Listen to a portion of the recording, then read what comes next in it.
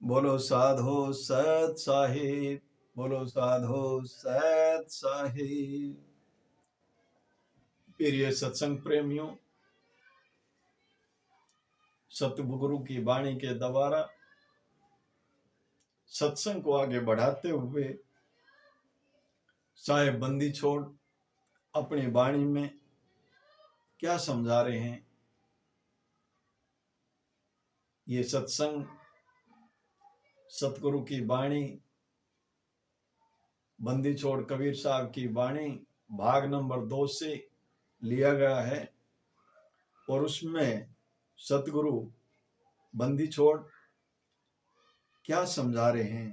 कहते हैं साहेब, अनगढ़िया देवा कौन कर तेरी सेवा, अनगढ़िया देवा कौन कर तेरी सेवा।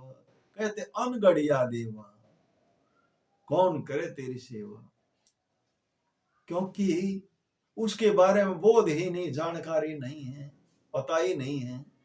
जब उसको जानते नहीं है, उस अनगढ़िया देवा को जानते नहीं है, जो किसी के द्वारा बनाया नहीं गया है, उसकी जब जानकारी नहीं है तो कैसे उसकी सेवा होगी। तो आगे साहब कहते हैं, गढ़े देवा को सब कोई पूजे नित ही लावे सेवा, गढ़े देवा को सब कोई पूजे नित ही लावे सेवा, पुराण ब्रह्म अखंडित स्वामी ताको न जाने बेवा, पुराण ब्रह्म अखंडित स्वामी ताको न जाने बेवा। कहते हैं साहब बंदी छोड़ समझाते हैं अपनी वाणी में, कहते हैं गढ़े देवा को सब कोई पूजे। जो देवता पत्थर की जो तस्वीर बनाई जाती है उसको एक कारीगर घड़ता है, पहाड़ में वो तस्वीर छुपी हुई है, उस पहाड़ को तराशता है, तराश करके एक आकृति, एक तस्वीर तैयार करता है। कहते हैं ऐसे घड़े हुए देव को ये संसार पूजा करता है, ये उसको उनके चरणों में प्रणाम करता है, फूल फल चढ़ाता है, धूप बत्ती लगाता है। कहते हैं घड़े देवा को सब कोई पूजे नित ही लाभ सेवा, और ये हर रोज जीव ऐसे ही कृत्य करता है, उसके सामने नमन करता है, दंडोत प्रणाम करता है और उसको फूल माला एवं प्रसाद चढ़ाता है। पूर्ण ब्रह्म अखंडित स्वामी ताको न जाने भेवा, वो पूर्ण ब्रह्म जो मालिक है, खुदा है, जो पूरे सृष्टि का रचनहार है। कहते हैं साहब अखंडित स्वामी, वो अखंडित स्वामी है, सबका स्वामी है, वो खंड नहीं हो सकता, वो टुकड़ों में नहीं बट सकता, उसको कोई बना नहीं सकता, वो सबका स्वामी है। ताको न जाने भेवा, कहते हैं उसके बारे में कोई भेद नहीं जानता। तो फिर आगे साहब समझाते हैं, 10 अवतार निरंजन कहिए सो अपनो ना होई, ये तो अपनी करनी भोगे करता और ही कोई। कहते हैं 10 अवतार निरंजन कहिए सो अपनो ना होई। जो 10 अवतार लेकर के आए हैं, कहते हैं 10 अवतार निरंजन कहिए सो अपनो ना होई, ये उस काल निरंजन की संतानें हैं, ये अपने नहीं हैं। इन सारा संसार इन्हीं के पीछे लगा हुआ है। साहब कहते हैं ये अपने ना होई, वह तो अपनी करनी भोगे करता और ही कोई।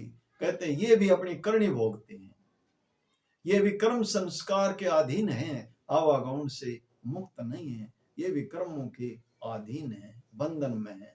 मुक्त नहीं है।